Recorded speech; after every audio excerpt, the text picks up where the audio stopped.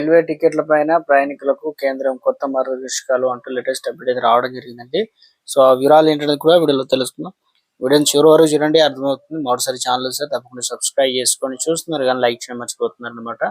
వెంటనే లైక్ చేయండి. వివరాలకైతే వెళ్ళిపోదామండి మనం.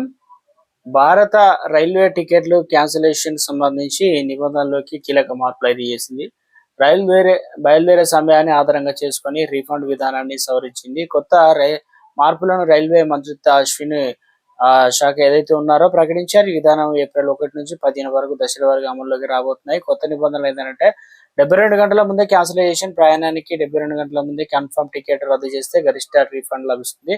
అయితే కొంత క్యాన్సిలేషన్ ఛార్జీలు మినహాయించిన మిగతా మొత్తాన్ని కూడా తిరిగిస్తారు.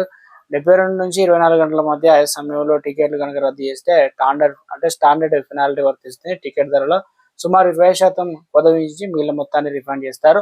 అదే 24 గంటల నుంచి 8 గంటల మధ్య కనుక లేట్ క్యాన్సిలేషన్ చేస్తే టికెట్ ధరలో 50% కొత విధించి మిగిలిన మొత్తాన్ని తిరిగిస్తారు. 8 గంటల లోపు ట్రైన్ బయలుదేరిన తర్వాత ఈ సమయంలో టికెట్ రద్దు చేస్తే ఎలాంటి రీఫండ్ కూడా ఉండదు. ప్రయాణికుల అదనపు సౌకర్యాలు.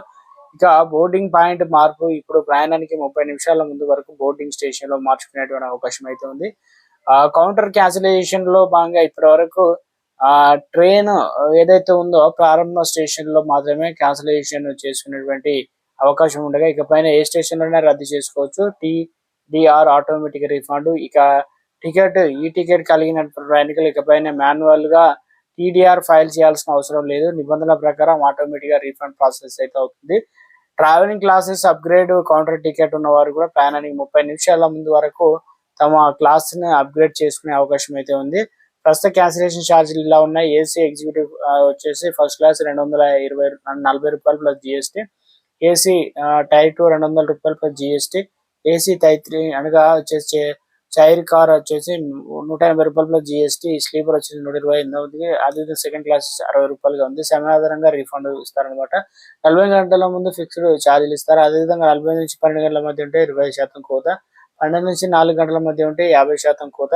ఈ గంటల లోపు రీఫండ్ లేదు కాబట్టి 4 గంటల లోపు మొత్తం మీద మార్పులు ప్రయాణికులకు మరింత సులభతరం కలిగించేలా రీఫండ్ అంటే ఇక్కడ వచ్చేసి ప్రక్రియను ఈజీ చేసేందుకు రూపొందించడం జరిగింది అన్నమాట.